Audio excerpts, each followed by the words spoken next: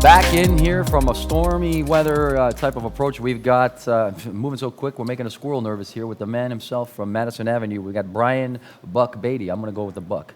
Buck Baity? They call him Buck Baity. You like that? Brian the Buck Baity. The Buck Man. I need to speak into the microphone, Brian right? the Sorry Buck about Man that. Baity. So describe for us right now, you're here from Chicago, the Windy City, sister city of Toronto. Yeah.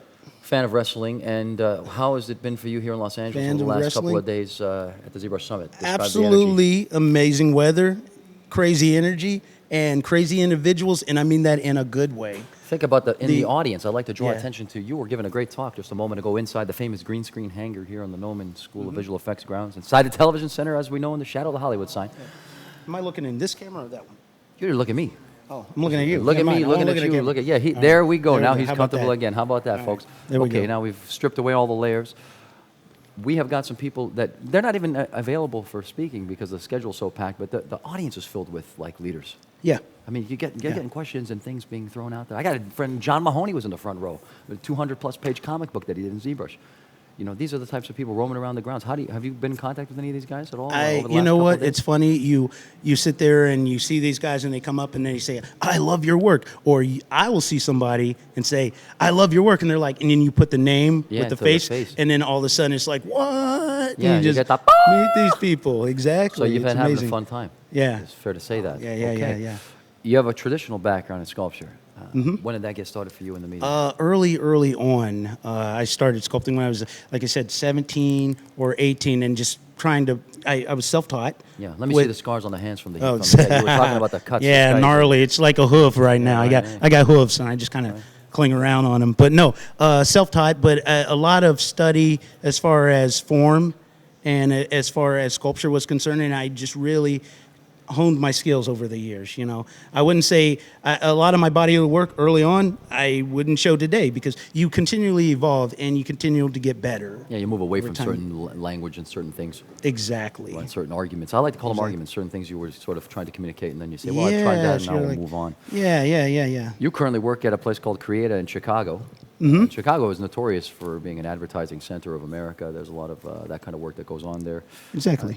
Diverse company with a lot to offer. Describe your experience there and what life in Chicago is like for you. Life in Chicago, actually, Creata is right outside in the suburbs, but Okay. I'm in the city a lot. You know, I go in there. But with Creata, I've learned a lot about product development, and product development was huge about where I am now. You know, over a lot of talented people there. So many talented people to mention. That I can't mention right now, Course, but of a lot course. of guys I worked with that are just amazing at what they do, whether it be the creatives and then also even the engineers that I work with, as far as getting things dialed in to make a product viable and on the market. Right. So there's obviously a duality that we've been experiencing. I don't know if you've seen any of the other interviews, but a lot of people are talking about the experiences that they're gaining from being in the professional environments and taking those experiences to a different realm, into their personal work and vice versa. And I think that that's an underlying theme that people should really sort of see and have a real more clear example of. I think that it maybe goes over or under very quickly as it's being said, but let's talk about that. You're saying that the day work has facilitated for you and experienced the work with really a lot of leaders in particular sections of the field, and that's helped you to grow. Oh, definitely. That's kind of where I've been taking my own personal work. I've learned from what I learned on my day job, and I've taken it into how I want to create things and be a creative force within myself. Well, let me take that further, because a lot of people who are watching at home, the many around the world in all of the countries, over 150 countries, India, Japan, Europe, all over the continents. I mean, we're not going to make them nervous, but this probably helped to spawn the Creation Crib, which is your little personal pet project. It's let me just firstly pause for a second. The work is off the chain. Well, thank you. That's my personal opinion. I'm a fan. Thank you. Can I get a yes from the audience in the big house here? Can I get a hell yes? A little bit louder, people. Like in wrestling. Yeah, they're not there. There you There go. we There go, you go. A little delay. delay happening here on the phone. So let's talk about this. Tell us about the personal journey and how this. You mentioned it a little bit, but that you were talking about after work and getting the work done after work. How did you stay so self-directed and after a long day? I mean, talk to us about management. Of Yeah, that. well, there's different types of people. There really are, and Now, there's you're a people different that, type of person to begin with. I mean, hey, there's the thing. You can go and be happy with what you do at your day job, even if you've said, okay, whatever you do, I've made it, right? You've made it to whatever you do, or you can sit there and say, I want to keep pushing myself to another level of where I want to be and what I want to do. And that's kind of how I've looked at it. And when I go home, it's just that drive. It just don't go away. It doesn't go away. And honestly, to a lot of artistic people out there, just don't ever let that drive go away, because it's the one thing that will keep you going, keep you motivated. And if you don't have something that you're motivated about, you got to find it. You got to find it, and then capture that again, and that's where your creativity comes from. yeah, you're a tremendous motivational speaker, to be honest with you. I clapped for you earlier. I think so. But let's talk about artistic fatigue then, and how you deal with that if that should ever come about. How do you overcome that when you feel like, wow, I'm just not feeling it today? And what other things do you do to preoccupy your time? Artistic fatigue. Yeah, there's a lot of things I'm into. Unlike a lot of there's stereotypes with artists. I like sports. I enjoy sports. What kind of sports you like? I like football. I Okay. like American basketball. football, Yeah, not American European football. soccer. Yeah, football. I watch some football. Yeah, Football. football. as they say. This is going around the world, so I don't Yeah. want to say one is better than the other. They're both amazing sports. So you, And then- you engage in some sports? You like to get Yeah, out well, there and I watch don't some games? engage myself. I just engage Yeah. in watching. Sure. And at my age, I'm just kind of done with that. But you mentioned about being stagnant or finding like a wall. Yeah, being- breaking through breaking that sort through of a wall. that barrier. I like to develop multiple things. You saw in my presentation, there were a couple of different designs that I'm pushing forward with. There are some times when I ran into a wall with one, and the great thing is when you're creative and you can create a lot of different items and a lot of different projects for yourself, you can jump around and then find inspiration in another one. Right. So you think that just continuing to be sort of mobile from one project to the other keeps you from Yeah, running into those barriers? running into that stagnant wall, and then worrying about being forgetting how you've developed that. You want to always. It's like riding a bike. A lot of times, you get worried that when you get back into that sculpture, that oh man, I'm gonna lose all the mojo that I had. But a lot of times, you step back from something, and then you get fresh eyes, and Yeah. that's one of the greatest things. You get fresh eyes, and you're like, why did I? You change up a lot of different things, but it makes it better at the end of the day. Do you think that having that stability in the daytime affords you the opportunity to be more explorative in your personal work at night? Yes, it doesn't hurt at all. It doesn't hurt at all, because my day job, it provides for me and keeps me afloat, so I don't have to worry so much about going after and finding this job and that job, Right. that job freelancing. And I know what it's like to be a hungry artist. On that feast or famine type of trip? Feast or famine, exactly. I know what it's like to be a hungry artist, and I also know what it's like to have stability. And, I'm blessed with that. So it's a great thing to be able to go home and focus on my own personal stuff. And if something happens with some of that stuff along the way, it's only an added bonus or like a cherry on the top of the proverbial. Well, you get that space to try what you said earlier. You try to, work something out or figure out a different way to do something. I think there's a real flexibility in that because you have that daytime stability. So I was happy to hear that. Your work also has a very unique personality. Tell us about your perspectives on developing that. You mentioned a little bit that you wanted to take a little bit from the Frazetta places, the little bit of McFarlane, etc. You're a comic book freak, Yes. as you mentioned, self-proclaimed, and I happen to be one myself.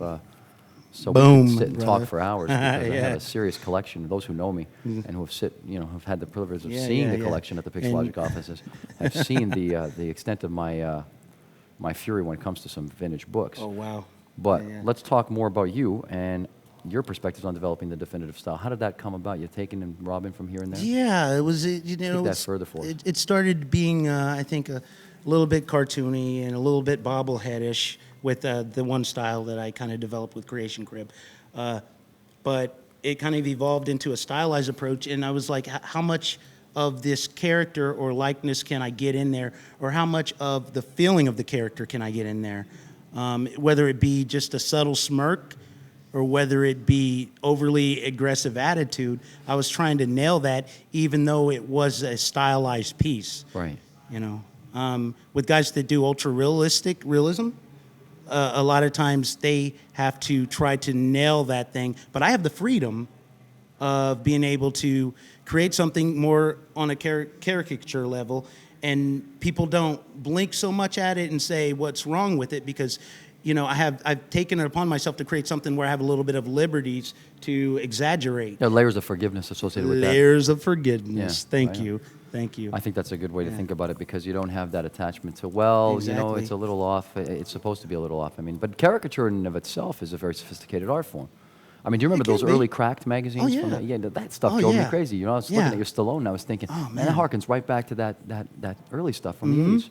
Mm-hmm. Did you collect that when you were a kid? Yeah, correct. And Mad Magazine as yeah. well. It's just like you looked at that art form and you're like, wow, that is Ronald Reagan. That is, you know, or Absolutely, whoever, yeah. you know, Rocky to a T. Balboa. Rocky Sylvester Balboa, a little Stallone. bit Ah. amped up. They're all amped up, you know, to a certain degree.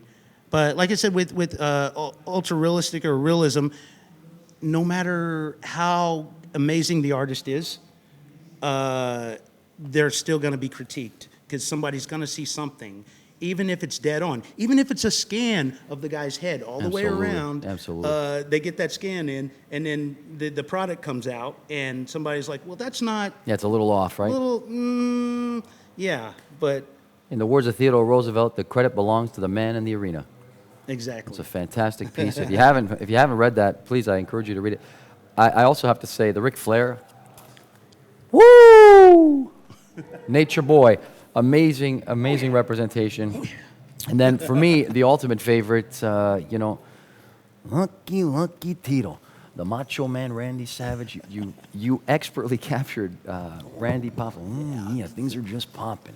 You know, I live in a town, and he was born like literally 5 minutes from my house. So Are you kidding that me, is a really? dead-on fact. He was born in Downers Grove, Illinois, and I Wow. live like literally 5 minutes from there. So I think the spirit of Macho Man and his madness. Floating in the veins. Has Yeah. come You know where he down died? into- He died only a few blocks away from my in-laws in Sarasota, Florida. What? So here we are, connected, the electric connection, man. Wow. Here we go, the electric connection. It all So I need the Macho Man continues, figure. evolves, I want the Macho Man figure. I'm gonna have the. We'll talk about Yeah, this off the we camera. gotta I'm get gonna that- we gotta facilitate. get that Can I happening. get the Macho Man? You know, it's Thank what I'm you. Yeah, basically get the asking. Macho Man. Come on. What other action figures inspired you, or comic books can you call to mind from the early days that really stuck with you and have been, you know, sort of Early here days. in the fabric of you? Oh man, here I go. Like I said, when it comes to comic books, Absolutely. Start with the comic books. Superpowers Okay, was Kenner huge. Superpowers? Kenner Superpowers. You know what I got at my house? Oh, don't tell me. I got the Canadian exclusives from the gas Oh, station, you got Shell the gas station, Canadian I got ones, the short like cards, yeah. the with Riddler. They got the and, yeah, they got them all, dude. Yeah, I in know the what you're package. talking It's about. like 40-year-old virgin type stuff. Yeah. You guys call Gabriel, he had to endure these deliveries coming to the office once a week. He says, man, does your wife know you're packing all this stuff in there? My wife came to the office and said, look at that. What do you got here? Get a museum. Yeah. So Kenner Superpowers. What else? Yeah, and you know that's Weren't yeah. they I great? have They were let's see, Spawn. Remember when Spawn started and McFarlane took toys to another level? I didn't eat lunch Yeah. for days. I'm trying to save my money. Yeah, it's like that's the struggle we have. Seriously, that's See, the look at struggle. me. I mean, this You has say, stayed with me. do I want this $10 sandwich or do I want this action figure? Right, yeah, I'll just skip food for it's now. real adult problems sometimes. The Spawn stuff really took it into another level, though. Yes. Now it comes to action figures. Very much so. You know, and especially comic yeah, book-wise. and they did push it to another level. It changed the industry. Yeah, It changed that's the for sure. industry of toy. There's a Really guy I'd did. like to get in the hot seat Yeah. one day. Oh, One day. man, yeah. That'd be something. Good old Todd. Let's talk about the comic books. What books were you into when you were younger? When I was younger, What books are you into now? Not Je- the age. now I still kind of dabble and keep tabs on certain things. There's some indie books that I enjoy, Okay, right. but I try to stay true with certain things. Like I was a fan of Eric Larson from day one. Yeah. I know he's got a really blocky style and everything, that's okay. but I was a fan. And to this day, when I was, I think 12 years old, or 12, 13, I don't know, something like that, I'd go down to my local comic book shop with my buddy on a bicycle. Yeah, same. And we would go and pick up our comics and take them home. And matter of fact, my comics were actually banned from my house because my mom thought comic books were the devil. And that's another story. It's Holy like- smoke, here we go, yeah. It's got to get like Bobby Boucher, comic books is the devil, Stay away from the Yeah, it's like, yeah, get away with them books. So I was hiding them under my shirt like they were contraband or something, or like I just brought in a Playboy, and I'm like hiding and trying to read my books, and I'm like, what is this? I'm just The battle I had of some literacy comic in books. America. They're violent. They're violent. But I got to an age where I could make my own decisions on that sort of stuff. But I will tell you, to this day, I still collect Savage Dragon. Do you really? Yes, I have every single issue. You're kidding. I only have the first one. I have all of them all the way through, and because I stayed loyal, because he was, to me, in Image Comics, he was the one guy that kept doing his book, and it's a loyalty thing. He kept doing his book Yeah, he did from stay day with the one, book, and he didn't he? stayed with it, and even when an artist jumped in and did like a certain issue, because they had like flip-flop issues, you know, course. when they were like that, he went back and redrew a version himself. It's amazing. I was like, and he still kind of stays true. So I'm like, in honor of that, I still pick up his book. To this day, but early Wonderful. on, JLA, Justice League, I'm more of a humor guy. I like a lot of you don't say. humor, but I also knew, you know, I was like a dark, brooding teen at a certain point, and when I got a hold of the Crow and stuff like that early on, it was It like, can't rain all the time, Eric. yeah, it can't all the rain. time. And the Watchmen, I thought it was like my own little secret, just like we all did. It's like, oh, look at this. Oh, Mom don't know I'm reading this right now. Yeah, right, exactly. Isn't that something? Yeah, Well, there that's you go. interesting to know. I would actually say that for me, there's a wonderful magic about that, you know, to have that still as a memory. But Eric Larson, before I forget to mention, this is a trivia. If anyone out there in the audience knows this, we'd love to know. There was a series of figures that were produced, and they made the Savage Dragon action figure. Mm-hmm. There was a variant of that, and it's, I think, World's Greatest Heroes or something. They had a series where there's Judge Dredd. Yeah. There's Invisible, what's his name? Savage Dragon, the Super Patriot. Super Patriot, And there's a Witchblade. Witchblade. And there's the dude with the claws from Wildcats. Ripclaw. Ripclaw, Yeah. thank you. And all of those. And there's one more that I'm forgetting. He's a white guy. Yeah. White costume with a little guy. Mm-hmm. And then they all came together to make this very large. Madman. figure. Yeah, Was it Madman? Yeah, it's a Madman. and, Madman. and then the pit. You're talking And about the pit, and there's a pit, Oh, actually. dude, that was Colossus. You know, you It brought was that, enormous. Not Colossus, Yeah, but right. enormous figurine, tons of plastic, amazing work. That was towards the end of I think Toy Biz with right. the The last Marvel hurrah. Legends, and then it stepped over to what was it, Marvel Toys? You didn't work on that? No, You think I Joe? You wish. think, Oh my we God. talked to Joe No. Mena? Maybe we can. Yeah, talk to I know. Mena. Maybe Joe, he's- me and maybe Joe Mena. buds. It's all good. You We're know. gonna, we're going to go and try to find him. I think. Yeah, his work's amazing as well. Like I said, I mentioned Joe and the. You did that, yeah. yeah. Senior statesman of the toys. Since we're talking my about toys, God, he's he's- roaming around in here, and he's been given the workshop. But not to detract from you, I want to no, it's say, fine. on behalf of everybody at home watching around the world, from India all the way to Australia, Chicago, Toronto to New York, Miami, everybody here on the mainland, everybody on the islands, Japan, China, everyone. We are so grateful to have an opportunity to sit with artists like you. Thank you for sitting with me here inside day 3. This has been awesome. This has been awesome, really. Super rad. So on behalf of myself, Louis Tucci, and everyone else here at the Pixelogic family, back over to you, Paul, inside the main screen hangar. Day 3 of the Pixelogic ZBrush Summit continues, and I got to say thanks again to Brian Baity, a.k.a. The Buckman. All right. Hey, thanks a million.